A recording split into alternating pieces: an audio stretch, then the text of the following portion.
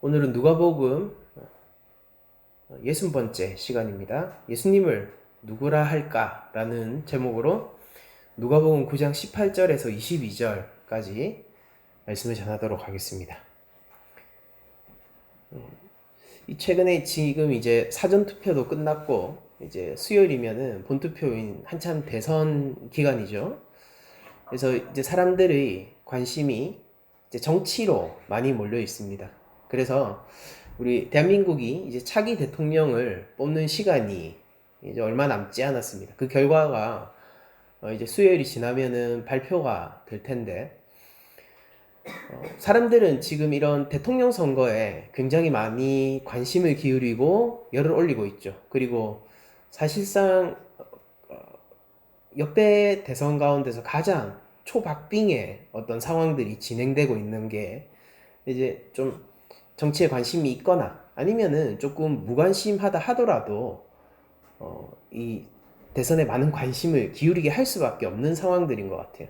이 상황들이 아주 흥미진진하고 역전에 이뤄가면서 이제 지금 딱 이렇게 지지자들이 어떤 그 지지세가 딱 붙어 있는 그런 상황 같은 것들이 연출되고 있는 것 같은데요.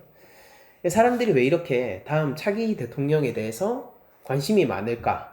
한번 우리들이 생각을 해보면은 이 대통령을 뽑는다는 것이 우리의 일종의 어떤 국민들 전체의 의사 결정을 대신해 줄 사람을 뽑는 것 아닙니까? 우리나라는 이제 대의민주주의를 추구하는 나라이기 때문이죠. 그래서 리더를 누구를 세우느냐에 따라서 이 대한민국의 미래의 어떤 방향성이 결정이 되는 것이죠. 거시적으로는 이제 그런 측면에서 어, 대통령이 누구냐에 따라서 나의 어떤 생활의 작은 부분들까지도 직접적으로 영향을 받을 수 있기 때문에 이런 상황에서 이 사람들이 대선 투표에 대한 열기가 높을 수밖에 없는 것 같아요. 사전 투표도 거의 한 40% 가까이 나왔다고 하죠. 이런 열기들을 잘 말해주는데 이제 우리가 정치 상황에서 그런 어떤 대통령을 뽑는 것에 이렇게 관심을 기울이고 이제 이 후보는 어떤가, 저 후보는 어떤가, 뭐 이런 것들을 많이 살펴보고 꼼꼼히 따져보지 않습니까?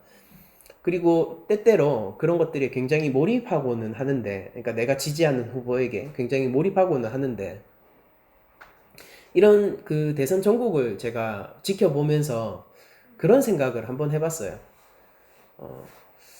크리스천들이, 그러니까 제가 예전에 그 특강을 할 때 정치라는 것이, 그러니까 대한민국에서 어떤 정치에 관여한다는 것, 그리고 사실은 정치라는 행위 자체가 굉장히 종교적인 측면도 있다.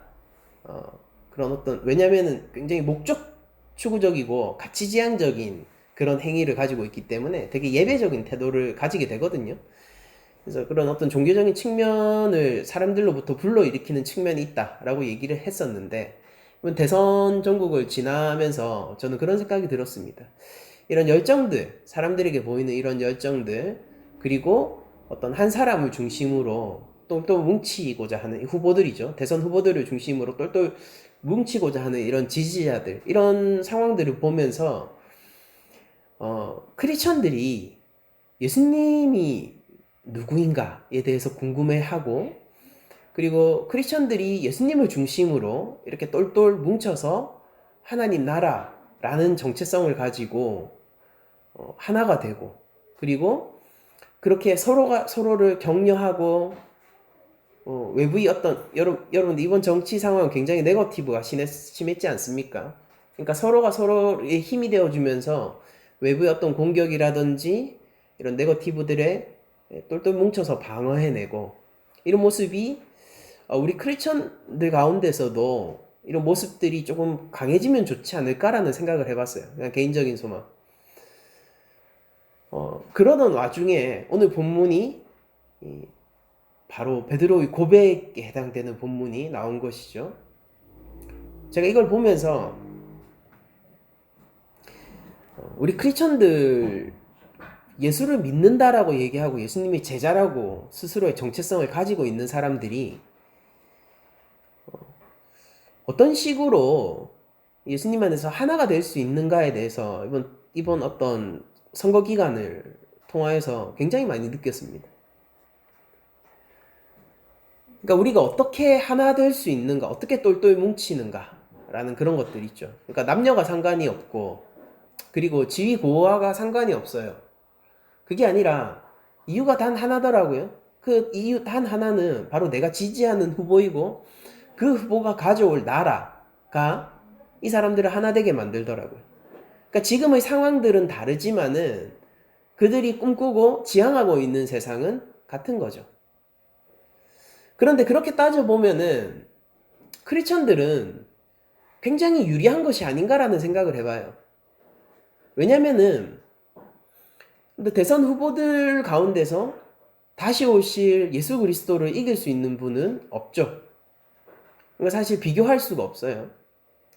그리고 우리가 이게 굉장히 중요한 고비에 대한민국이 서 있는데 이제 막 코로나라는 전대미문의 이 국제 환경의 변화 속에서 대한민국이 어쨌든 공식적으로 선진국의 반열에 들어섰고 이제 여기에서 어떻게 첫 발을 떼느냐를 이 대선 후보들을 통해 가지고 대통령을 결정하게 되면은 이제 어떤 거시적인 관점에서 그런 방향성들을 제시하고 뭐 이런 것들이 될 텐데, 그러니까 굉장히 중요한 시점에서, 그리고 대한민국이 굉장히 희망적이고 꿈꾸는 어쨌든 소망이 있는 나라가 되었단 말입니다. 그런데 이런 와중에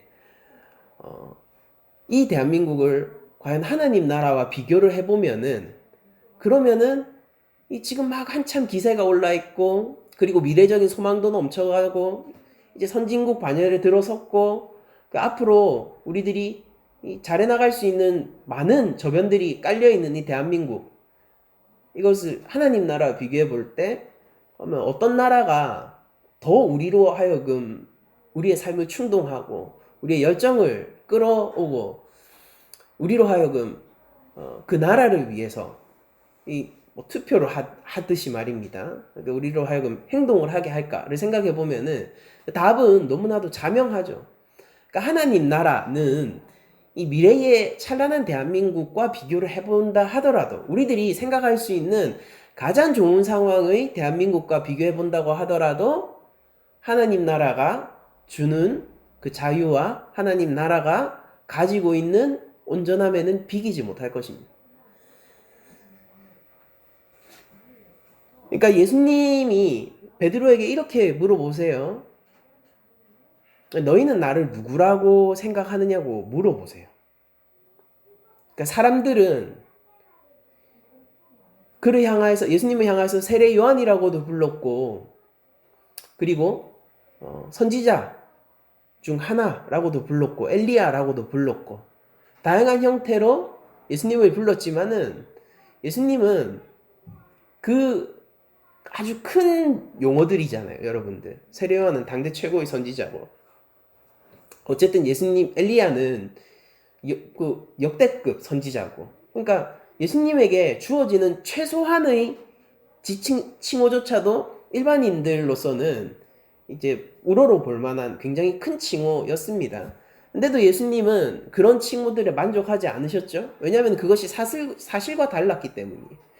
그래서 제자 베드로에게 이렇게 물어보죠. 너희가 나를 누구라고 부르는지, 누구라고 생각하는지 너희 입으로 한번 고백을 해봐라 라고 했을 때 베드로의 고백이 바로 하나님의 그리스도라는 대답을 하게 됩니다. 그리고 예수님은 이 말이 옳다는 것을 이제 우리 다른 평행 본문을 통해서 알 수 있고요. 그것을 옳게 여기세요. 그러면서 경고하세요. 이것을 아무에게도 아직까지 공표하지 말아라. 얘기하지 말아라.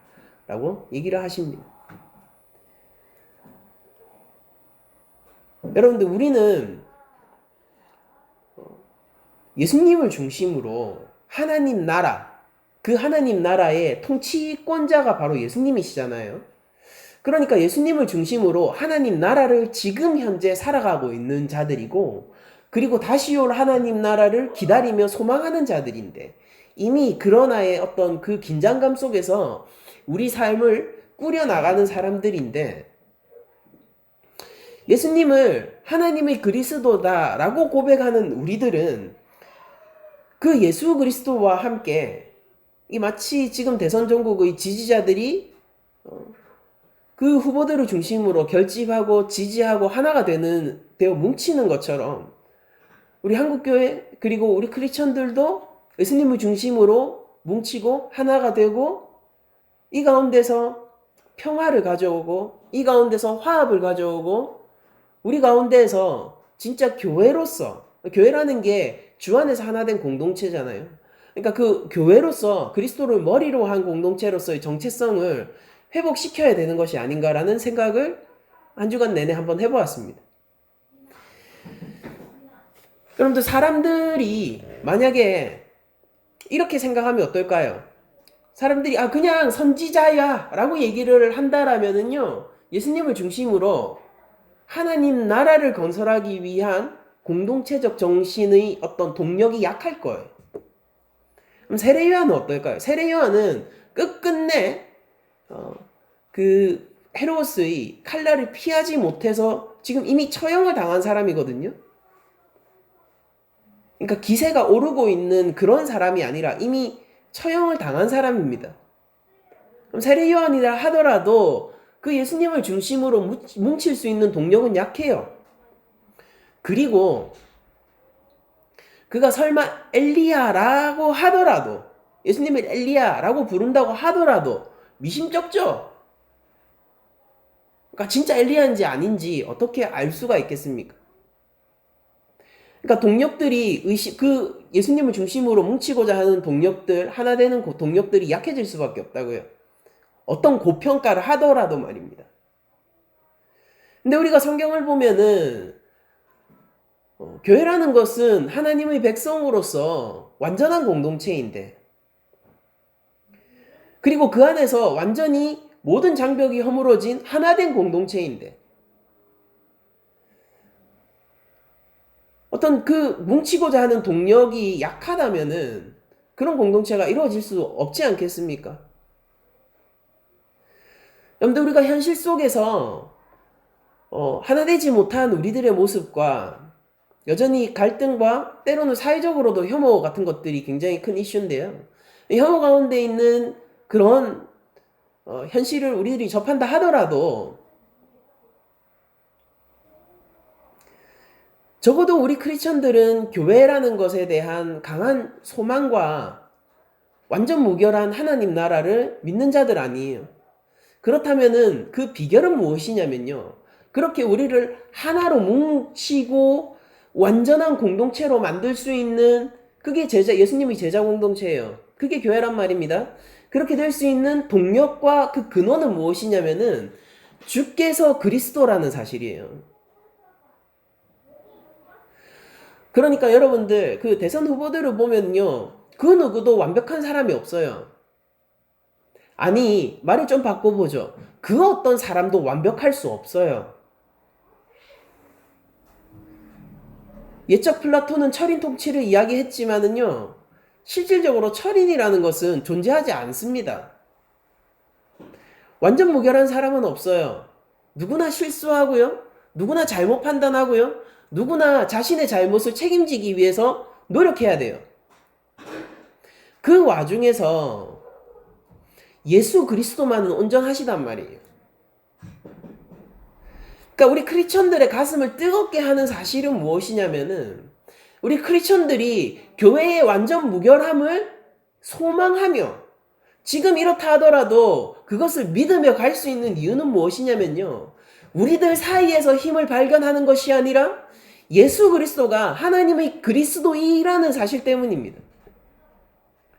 우리가 그 점에 대해서 다시 한번 재고해보고 다시 한번 생각해 봐야 돼요.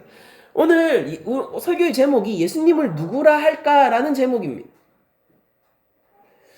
여러분들 이것은 우리에게 굉장히 중요한 제목이에요. 예수님을 누구라고 우리가 부를까요? 그분을 세례 요한이라고 할까요? 그분을 엘리야라고 할까요? 그분을 옛 선지자 중에 한 분이라고 우리가 지칭을 할까요? 우리는 그분을 하나님의 그리스도, 여러분들 그리스도라는 것이 뭐예요? 메시아라는 뜻이에요. 모든 이 현실을 뒤집어 엎으시고 모든 것을 역전하셔서 우리의 손상당한 하나님 형상으로서의 이 침해당하고 망가진 이 영혼과 우리 인간적 모습들을 회복시켜 주실 그분이 바로 하나님의 그리스도, 즉 메시아시란 말입니다. 그분이 가지고 오는 하나님 나라는 온전한 것이고요. 이것은 맞아요. 정치적인 것이에요. 우리는 실제 그분의 다스림 가운데 살아갈 것이기 때문이고 지금 현재 살아가고 있기 때문입니다.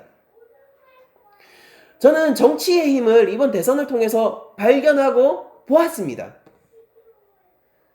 제가 정치에 대해서 여러분들에게 조심하게 다루는 것을 계속해서 보여왔지만은요, 저는 정치 그 자체를 부정적으로 생각했던 적이 한 번도 없어요. 정치는 굉장히 힘이 있는 인간적 행위이고 우리들이 관심을 가져야 하는, 그리고 정당하게 평가를 하고 참여를 해야 되는 시민이잖아요. 대한민국 시민이잖아요. 평가를 해야 되는 영역입니다.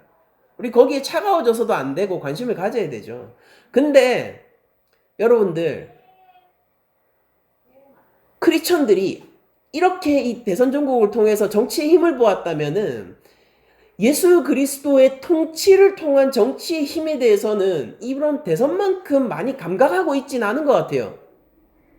근데 오히려 우리들이 더 많이 감각하고 더 많이 느끼고 우리가 어쨌든 예수님의 제자들이니까, 우리가 하나님의 자녀들이니까 우리들의 어떤 중심 가운데, 정치적인 중심 가운데 우리를 붙들고 있어야 되는 건 뭐냐면 하나님 나라라는 정치제도예요. 여러분들, 대한민국은 민주주의 공화국이기 때문에 이 나라의 주권이 국민 한 사람 한 사람에게 있습니다. 이것은 저는 하나님이 우리에게 선물해 주신 제도라고 생각을 해요. 저는 가장 성경적인 교회 정치 제도를 대의민주주의라고 생각해요. 그게 장로 제도예요. 대의민주주의, 그게 장로 제도예요. 저는 그것이 가장 성경적인 것이라고 믿고, 대의민주주의를 따르고 있는 대한민국은 하나님의 어떤 선물 아래 있는 것이라고 생각해요. 그러나 하나님 나라는 이것과 시스템이 그럼에도 불구하고 좀 달라요. 왜 그런지 아십니까? 대한민국의 주권은 국민에게 있지만은 하나님 나라의 주권은 예수 그리스도께 있기 때문이에요. 그러니까 우리 어떤 정치적인, 그러니까 제가 세속 정치를 얘기하는 게 아니에요. 행위로서의 정치를 얘기하는 겁니다. 우리가 정치적인 우리의 근간을 마련해야 된다면은, 우리가 공동체를 살면서, 우리가 교회로서 살아가면서 우리 어떤 정치적인 소신, 신념들을 형성해야 된다라면은 그건 바로 뭐냐면은 예수 그리스도가 바로 하나님의 그리스도시며 그분이 나의 메시아시며 우리 교회의 주인 되시고 머리 되시는 분은 바로 예수님이며 내 삶의 주인 역시 바로 예수님이다 라는 것으로 우리의 정치적인 신념을 가지고 그것을 우리 가운데 질서로서 정돈해야 되고, 그것은 매우 힘이 커요. 우리를 정말로 하나로 만들 수 있다니까요. 여러분들, 대통령을 뽑으면은 5년 동안 그 권력을 발휘하면서 5년 동안 대한민국의 어떤 길을 제시합니다. 사람들은 그 권한과 어떤 그 인물됨만으로도 이렇게 열광할 수 있고 하나가 될 수 있어요. 그럼 여기서 질문. 사람들 어떤 한 인물에 대해서도 우리가 그러할진데, 그것을 제가 부정적으로 얘기하는 게 아니에요. 그걸 평가하고 있는 게 아니라 현상을 그냥 차갑게 얘기하는 겁니다. 한 사람으로도 우리가 그렇게 할 수 있다면은 하물며 하나님의 그리스도 예수님에게 서일까 보냐라는 질문을 제가 드리고 싶은 것입니다. 여러분들, 우리 교회 안에는 그 어떤 것도 문제가 되지 않아요. 우리가 장애가 있습니까? 저 역시 그러해요. 그러나 우리 주는 온전하십니다. 우리 성격이 달라요? 안 받는 사람들이 있죠. 저 역시 그렇게 막 품이 넓은 사람이 아니라고 스스로 생각합니다. 그러나 온전히 하나 되는 데는 문제가 없어요. 왜냐면은 우리 주는 완전하시거든요. 이 공동체의 주인은 제가 이 공동체의 주인이 아니기 때문입니다. 남자입니까? 여자입니까? 어느 지역에 사는가요? 국적이 어딘가요? 저 사람의 평소 행동이나 신념이 어떤가요? 주 안에서는 그 모든 것이 하나가 될 수 있어요. 우리는 부족하고 약하고 우리는 넘어지나 그러나 우리 주께서는 한 번도 넘어지지 않으시고 우리 주께서는 단 한순간도 완전하지 않은 적이 없으시기 때문이에요. 그리스도를 머리로 한 우리 교회 공동체는 그 어떤 정치 집단보다도 강한 정치적인 신념을 가지고 있는 집단이에요. 주를 머리로 한 우리 교회는요, 그 어떤 정치적인, 이게 정치라는 게 세상을 바꾸는 행위 아닙니까? 근데 그 어떤 정치적인 행위보다도 훨씬 더 세상을 근원적으로 바꿀 수 있는 집단이에요. 그 방식은 폭력이 아니라 사랑이며, 그 방식은 보복이 아니라 용서이며, 그 방식은 섬김을 받는 것이 아니라 섬김으로 세상을 근원적으로 바꿔나갈 수 있다고요. 우리들은요, 힘이 세요. 크리스천들은 굉장히 강합니다. 여러분들, 이 정치, 이 대선 전국을 보면서 한 후보가 얼마나 많은 영향력을 가지고 힘이 센지를 지켜보고 계시죠? 여러분들, 원래 정치라는 건 그런 거예요. 그게 좋다, 나쁘다, 그런 가치 판단을 할 수 있는 게 아니라 원래 그런 것이고, 그래야 하는 것입니다. 크리스천들 역시 예수 그리스도를 한번 바라보십시오. 크리스천들 역시 그보다 훨씬 더 강한 힘을 가지고 영향력을 가지고 있는 그리스도 안에서 동일한 힘을 발휘할 수 있다고요. 제자들이 각 고을을 돌아다니면서 하나님 나라를 전할 때에 그 하나님 나라의 놀라운 표징들이 나타나지 않습니까? 아픈 자가 일어나는 거예요. 귀신 들린 자가 자유함을 얻는 것입니다. 우리 역시 그러할 수 있다고요. 그 이유는 무엇이냐면은 바로 예수님이 하나님의 그리스도이시기 때문인 거예요. 그러니까 이 시간 확인하고 싶은 것이 그것입니다. 제가 교회 공동체에 대한 이야기들을 많이 했지만은 나 궁극적으로 확인하고 싶은 것은 이거예요. 바로 우리가 그렇게 강할 수 있는 이유, 우리가 세상 가운데서도 세상이 감당할 수 없는 교회가 될 수 있는 이유, 세상이 알 수 없는 평안 가운데서 그 무엇도 우리의 영혼을 침해할 수 없는 이유는 무엇이냐면은 바로 우리 주께서 하나님의 그리스도이시기 때문이라는 사실이에요. 이게 바로 우리가 왕으로 모시고 있는 예수님입니다. 이것이 우리를 자유하게 할 거예요. 이것이 우리로 하여금 강한 확신을 줄 것이고 우리로 하여금 강한 행동을 불러일으킬 것이고 우리로 하여금 그 무엇도 무너뜨릴 수 없는 방벽으로 작용해 줄 것이기 때문입니다. 우리는 그런 생각을 해봐요. 우리가 이 지지자들이 대선 후보들에게 각 후보들에게 열광하는 것만큼 우리도 그리스도께 열광해야 된다고 생각합니다.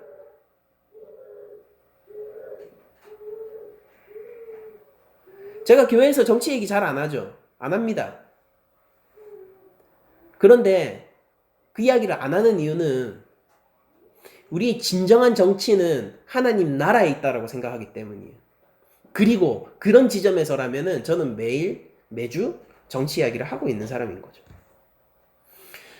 무엇이 세상을 바꿀까요?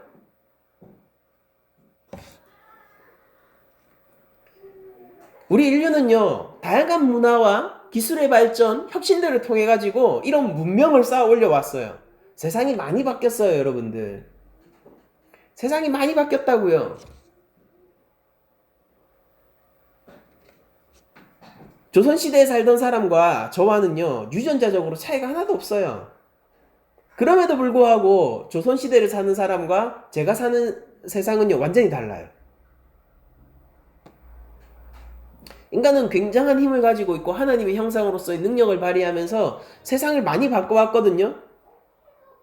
그리고 그런 것들이 어쨌든 꽤나 성공적으로 바꿔온 것 같습니다. 하나님의 은혜 아래에서, 그 일반 은총 아래에서. 근데 여기서 한 가지 질문인 거예요. 뭐냐면은 그럼에도 불구하고 세상을 근원적으로 치유하고 근원적으로 회복하고 인간을 인간답게 살아가도록 하게 하고 그 영혼을 파산당한 영혼을 죄와 사망에서 끌어내고 이 세상의 불규칙함, 이 세상의 질서, 죄 아래서 고난당하고 있는 이 피조세계를 회복할 수 있는 근원적인 이것은 제가 그냥 어떤 한 사회적인 어떤 문제를 다룬다거나 이런 것들을 가득히 넘어서는 이야기예요. 이 전 우주적인 회복을 가지고 올 수 있는 하나님의 피조 세계 전체의 회복을 가질 수 있는 그 근원적인 힘을 공유하고 있는 집단이 어딥니까? 그게 바로 제자 공동체고 그게 바로 교회라고요. 그러니까 교회가 나약하게 구는 것들을 제가 사실 보기 싫어요, 별로. 왜냐면은 우리들은 그리스도가 머리인 집단인데 우리 공동체는 하나님이 왕이신 공동체인데 세상 가운데서 크리스천들이 세상에 구걸하고 나약해지고 조금 덤빈다고 해가지고 꽁지 빼고 그런 것들이 저는 별로 보기가 싫단 말이에요. 오히려 더 강한 확신이 있어야죠. 세상을 진정으로 바꾸는 것은 교회다라고 생각을 해야죠. 그게 왜 그렇습니까? 우리의 주가 하나님의 그리스도이시기 때문이에요. 메시아요. 그분은 회복을 가져오시는 분이고요. 그분이 가져오시는 회복은요. 어떤 지역주의 해소 이런 것들 아득히 넘어서요. 남녀 갈등을 해소요. 그분 앞에서는 아무것도 아니에요. 그분은 온 우주적 회복을 가지고 오실 분입니다. 그리고 그분이 우리의 왕이에요. 우리가 그분을 따른다고요. 우리 마음속에 있는 들끓는 어떤 마음들이 사실은 이번 정치 어떤 그런 과정들을 통해 가지고 우리가 다시 회복했으면 좋겠다라는 지점입니다. 사람들 열광하는 거 보죠.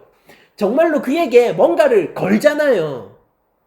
그게 누가 됐든 내가 지지하는 후보한테 나의 인생이 저 사람한테 걸려있다라는 생각으로 뭔가를 걸고 진심을 걸고 열정을 걸고 그렇게 지지하지 않습니까? 아니 그렇다면은 하물며 그리스도에게 우리 삶의 주인이다라고 우리들이 고백하는 그 그리스도에게 우리의 인생을 걸지 못할 이유가 뭐가 있겠습니까? 그러니까 여러분들 세속 정치는 여러분들이 판단하세요. 그러나 여러분들 제가 지금 요구하고 싶은 것은 여러분들이 근원적으로 정치적인 사람이 되세요.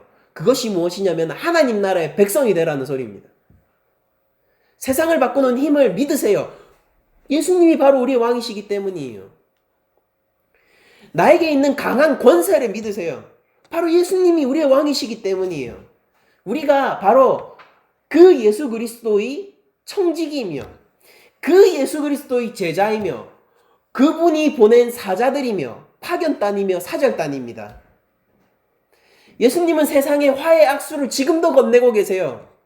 그리고 우리는 하나님과 이 세상을 화해시켜 줄 수 있는 그 강한 권세를 위임받은 사람들이라고요.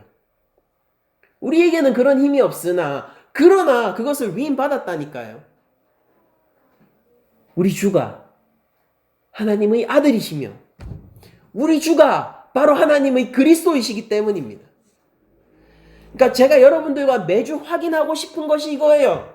예수님은 누구인가? 그러니까 이게 우리 삶 가운데서 확인이 되면은 저는 우리 삶이 근원적으로 바뀐다라고 믿습니다. 세간의 평가들은 꽤나 높게 예수님을 평가했지만은 그러나 정확한 평가를 하는 사람은 드물었어요. 그리고 예수님에 대해서 우리들이 정확한 평가를 하게 된다면요. 그 어떤 높은 칭호도 주께는 한없이 작은 칭호라는 것을 알게 될 것입니다. 내가 이렇게까지 얘기해줬는데 그게 아니에요. 그분은 살아계신 하나님의 아들이시고 그분은 만유의 주제이시고 그분이 우리의 창조자세요. 제가 믿는 것은 그것입니다. 그분에게는 우리 인생 각자에 대한 정당한 주권이 있으시고요. 전 그렇게 믿어요. 하나님을 믿지 않는 자라 하더라도 우리 주 예수 그리스도는 그 인생 가운데서 정당한 주권을 발휘하실 수 있는 권세를 가지고 계십니다. 그것이 저의 믿음이에요. 무엇으로 우리 주를 표현할 수 있겠으며 무엇으로 그분에 대해서 정당하게 호칭할 수 있겠습니까? 약해요. 우리 주 예수 그리스도는 하나님의 그리스도이십니다. 우리를 회복하실 분이고 우리의 구원자세요. 근데 예수님은 21절에 보면은 이렇게 얘기를 하시죠. 이 말을 아무한테도 말하지 말라라고 얘기하세요. 그러니까 예수님이 이것을 숨기시고 계신 것이죠. 그러니까 정말로 밭에 감추인 보화처럼 하나님의 그리스도 되심이 지금 세상 가운데 숨겨지기를 바로 그리스도이신 메시아이신 그분이 원하고 계시단 말이에요. 그러면서 이런 얘기를 하십니다. 그럼 왜 그런 얘기를 하셨는가? 22절 이르시되 인자가 예수님의 칭호예요. 예수님 스스로 자신을 인자라고 불렀습니다. 제가 이거 따로 설명해 드릴게요. 이르시되 인자가 많은 고난을 받고 장로들과 대제사장들과 서기관들에게 버림받아 죽임을 당하고 제3일에 살아나야 하리라 하시고, 이게 오늘 본문 끝입니다. 여러분들 왜 예수님께서 자신의 그리스도 되심을 숨겨야 했냐면은, 왜 그것을 입단속시켰냐면은, 예수님은요 이 세상의 왕으로서 정당한 주권을 가지고 그 어떤 이름도 비길 수 없는 세상의 가장 온전하신 주권자로서 십자가의 죽임을 당하셔야 했기 때문이에요. 이 아이러니를 한번 보세요. 여러분들, 예수님은요 성부께 끝까지 순종했습니다. 그리고 그 성부는 이 독생자를 세상에 주어 세상이 그를 짓밟도록 버려두셨어요. 그게 바로 우리 왕입니다. 그렇게 십자가에 달려 죽고 알려지지 않은 채 그 누구에게도 그리스도 되심을 알려지지 않은 채, 그리고 그것을 누구도 발견하지 못한 채, 단 한 번도 그것에 대해서 저항하지 않고 힘없는 어린 양처럼 십자가에 달려 죽으시니가 만유의 주제이시며 우리의 영혼을 책임지시고 우리를 영원한 하나님 나라에서 살게 하실 바로 우리 왕이세요. 예수님이 함구를 한 이유는요, 이건 사실 여러분들 조금 각도를 달리해서 생각해 보세요. 그러니까 이건 저에게는, 이건 제 개인적인 해석입니다.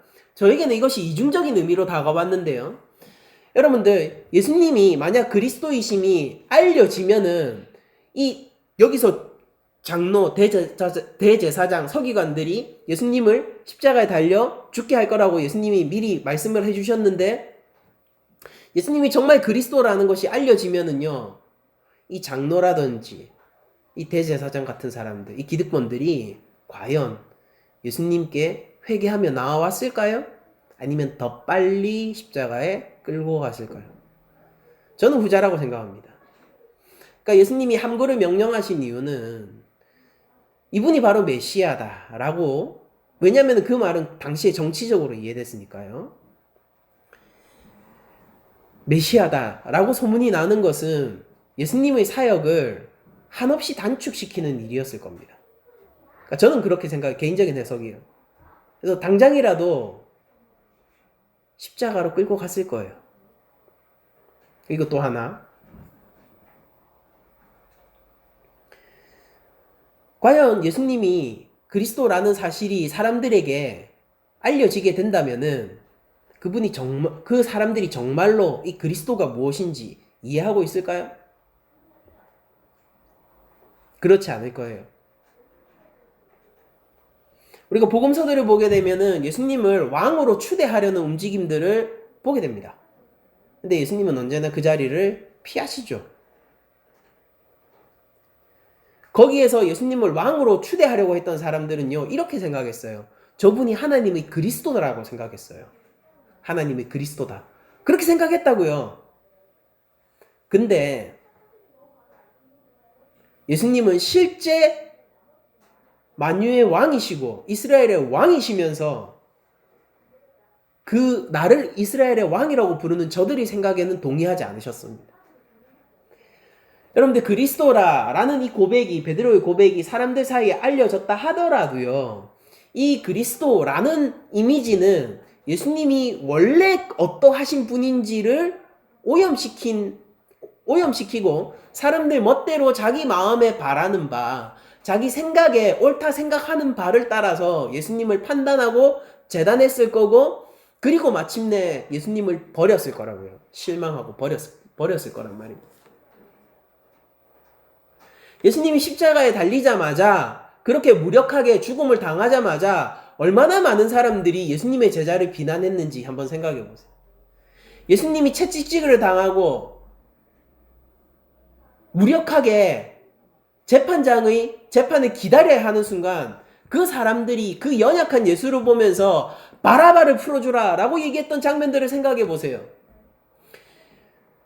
이들이 생각하는 그리스도는요, 그리스도가 아니에요.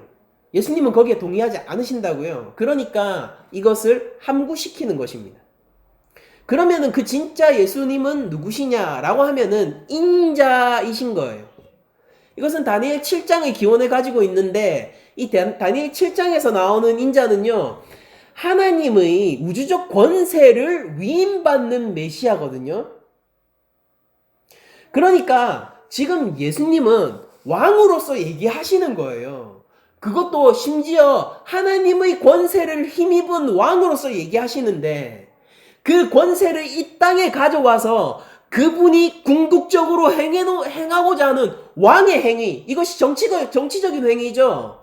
그 왕의 행위, 왕의 외교, 왕이 가고자 하는 그 정치적인 길이 뭐였냐면은 십자가에 달려 죽음으로 성부께 순종하고, 그리고 우리를, 이 죄인들을 죽음과 사망에서 건져내기 위하여, 그들의 죄를 대신 지고 대속하기 위하여, 십자가 위에서 우리를 구원하시기 위하여, 우리를 사랑하시고 긍휼히 여기셔서 우리의 영혼을 살리기 위하여 섬김을 선택하신 것, 그것이 바로 우리 왕의 정치적 행위입니다. 그것이 우리 왕의 정치적 지표예요. 그리고 우리는 그것에 열광하는 예수 그리스도의 지지자들입니다. 여러분들 잘 생각해 보십시오. 예수님이 죽임을 당하고 이때부터 여러분들 누가복음 요거 9장 18절 이하로부터요, 이제 분위기가 완전히 바뀌어요. 누가복음은 새로운 분위기로 돌아섭니다. 예수님이 이제 죽음을 향해서 가실 거예요. 그리고 더 이상 갈릴리가 아니라 이제 예루살렘으로 쭉 들어가실 겁니다. 누가복음은 그렇게 지형적으로 그렇게 예루살렘으로 쭉 들어가도록 되어 있어요. 바깥에서. 거기에 망설임은 없으세요. 죽음의 길입니다. 그러나 그분은 이것으로 우리를 살릴 것이기 때문에 두려움이 없으세요. 이것이 바로 하나님께 순종하는 길이기 때문에 두려움이 없으세요. 그리고 그분, 죽으신 그분, 어린 양처럼 찍소리 못하고 세상에 당하시고 십자가 위에서 무력하게 사람들이 저주를 받으면서 하나님의 저주 가운데 있으면서, 그분은 말 그대로 하나님의 진노 아래 있었습니다. 하나님의 진노와 저주 아래 있으면서 그분은 끝끝내 죽은 지 사흘 만에 죽음과 사망을 깨고 다시 살아나신 바로 우리 주이십니다. 여러분들, 우리들은 바로 그분을 우리의 왕으로 섬기고 있는 거예요.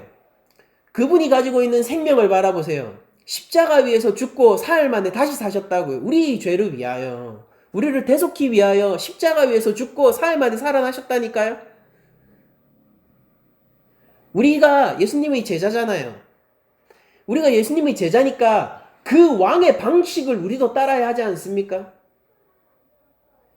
우리는 매일 정치적 행위를 하는 사람들이죠. 하나님 나라에 그 시민권을 가지고 하늘 시민권으로 매일 정치적 행위를 하는 사람들이에요. 우리들은 사랑을 베풀기를 원합니다. 우리들은 용서를 해보기를 원해요.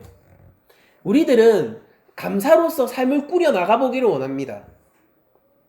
우리들은 섬김을 받기보다, 왜냐면은 주께서 죽음으로 우리를 섬겨주셨으니까 이제 됐어요. 충분해요. 그러니까 그 섬김 받은 그것으로 우리 역시 한번 섬겨보기를 원하는, 그것을 정치적 행위로 삼고 살아가는 사람들입니다. 우리들은 사람들이 눈길을 주지 않는 곳에 눈길을 보낼 거예요. 하나님 형상으로서의 권리를 침해받고 있는 사람들이 있다면요, 우리는 기꺼이 그들의 편에 설 것입니다. 그 어떤 갈등도, 우리 사이의 차이도 우리를 분열시키지 못할 거예요. 지위 고하가 우리를 단계로 나누지 못할 거예요. 우리 성별의 차이가, 우리 나이의 차이가, 우리의 세대의 차이가 우리를 깨어놓지 못할 것입니다. 우리들은 강한 예수 그리스도의 하나된 공동체예요. 우리들은 그것을 믿고 그것을 우리의 정치적인 지표로 삼고 우리가 그렇게 세상을 근원적으로 변화시키고 한 영혼을 근원적으로 죽음에서 생명으로 옮겨오게 하는 그 일들을 할 주의 강한 군사들입니다. 여러분들, 그러니까 다시 돌아와서 이 질문은 이거예요. 여러분들, 예수님을 누구라고 지칭하시겠습니까?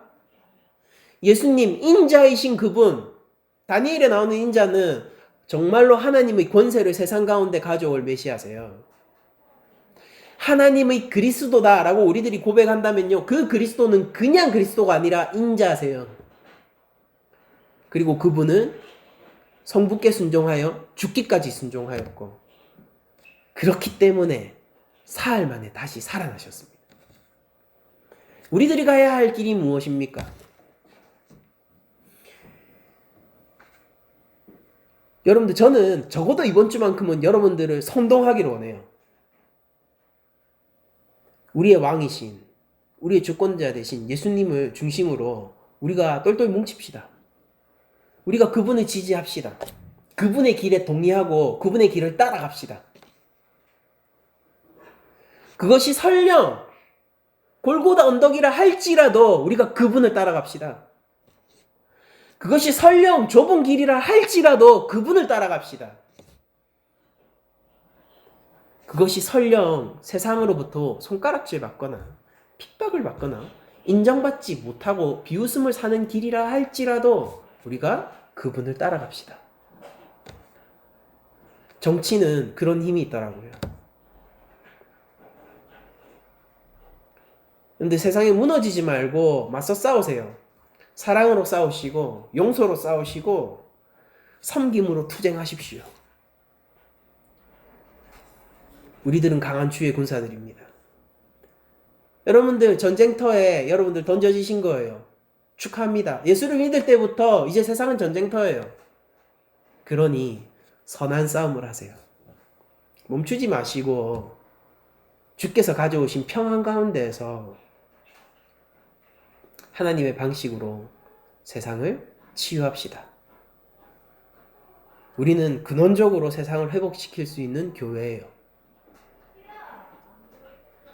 근원적인 회복을 가져올 수 있는 세상의 빛과 소금이고, 하나님은, 여러분들 잘 들어보세요. 하나님은 이 교회를 통하여서 희망을 보여주시고 계시고, 하나님은 이 교회에 세상의 회복 모든 것을 거셨어요. 베팅하셨다고요. 우리가 어찌 실패할 수 있겠습니까?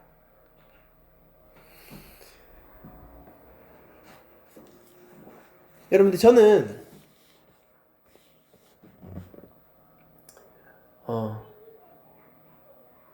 한 주간 동안 여러분들과 함께 하기를 원하는 것이 있는데, 그게 뭐냐면은, 이게 계속해서 이제 사실은 나오는 주제들인데, 이게 뭐냐면은, 과연 나는 내가 만난 예수님, 내가 말할 수 있는 예수님이 누구일까를 좀 생각해보고 개인의 어떤 신앙 고백들을 만들어보는 한 주일이 되기를 원합니다.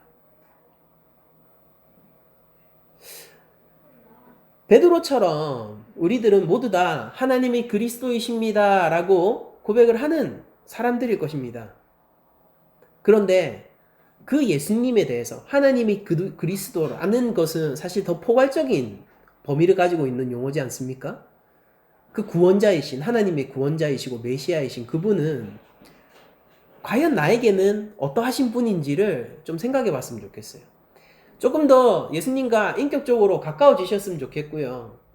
이제 그런 과정들을 통해 가지고요, 저는 우리가 예수님의 아주 열렬한 지지자가 될 수 있다고 믿어요. 그러니까 한 주간 더 예수님을 알아가셨으면 좋겠습니다. 묵상하세요. 그분이 얼마나 좋은 분인지 내 입으로 진심으로 고백할 수 있는 자, 그분이 얼마나 중요한 분인지 내 삶에서, 아니 그것을 넘어서서 어떻게 내 삶의 주인인지를 입술로 전심으로 고백할 수 있는 자, 그분에게 인생을 걸고, 아니 사실 그분이 생명을 우리에게 주셨잖아요. 그분에게 인생을 걸고 내 삶 가운데서 내가 이제 평생 주와 함께 십자가를 지고 걷기를 결단하고, 내가 좁은 길을 가기를 결단하고, 오히려 그것을 기쁨으로 알고 순종을 결단할 수 있는 자, 어떤 그런 고백들에 이를 수 있는 한 주간이 되었으면 좋겠습니다. 그리고 여러분들, 기독교는 그리스도교예요. 우리의 근원은 예수님이고요. 그 예수님이 누구인가에 따라서 우리 삶이 달라지는 것이고, 그 예수님이 누구인가에 따라서 우리 교회 공동체가 달라지는 것이고, 예수님이 누구이신가에 따라서 이 세상이 달라지는 거예요. 그러니 삶을 바꾸고자 하는 분이 계시다면은 예수님을 알아가십시오. 내 삶이 더 나아지기를 원하신다면은 이 경제적인 뭐 그런 차원이 아니에요. 내가 하나님의 형상으로서 더 나아지고 내가 근원적으로 회복을 원하는 그런 분이 계시다면은요, 이 질문을 여러분들 한 주간 품으세요. 나는 예수님을 누구라 할까? 더 깊이 만나십시오. 그리고 그분의 사랑과 평안 가운데서 자유함을 누리십시오.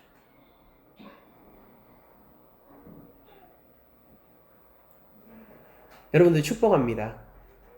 여러분들에게 있는 그 권세를 축복하며 하나님 나라로서 이 땅 가운데 서 있는 우리들을 서로 격려하고 서로 지지하고 서로 지탱해 주면서 우리가 이 믿음을 끝까지 지켜나가기를 또한 축복합니다. 여러분들, 세상은 힘이 세요. 우리들은 약합니다. 주께서 십자가에 말없이 도살장에 끌려가는 어린 양처럼 끌려가야 했듯 이 세상은 참 힘이 셉니다. 근데 여러분들 걱정하지 마세요. 사흘 만에 부활하신 그분이 바로 우리의 왕이십니다. 우리가 바로 하나님의 군대예요. 여러분들 끝까지 서로 사랑하고 서로 용서하고 서로를 섬기며 단단히 서로를 붙들고, 또한 우리가 그 사랑과 섬김으로 세상을 붙들도록 합시다. 한 주간 예수님만이 만나시길 원하고, 예수님을 누구라 할지 내 입술로, 다른 누군가의 고백을 비는 것이 아니라 내 입술로 그분을 고백할 수 있기를 축복드리면서 모든 설교를 마치도록 하겠습니다.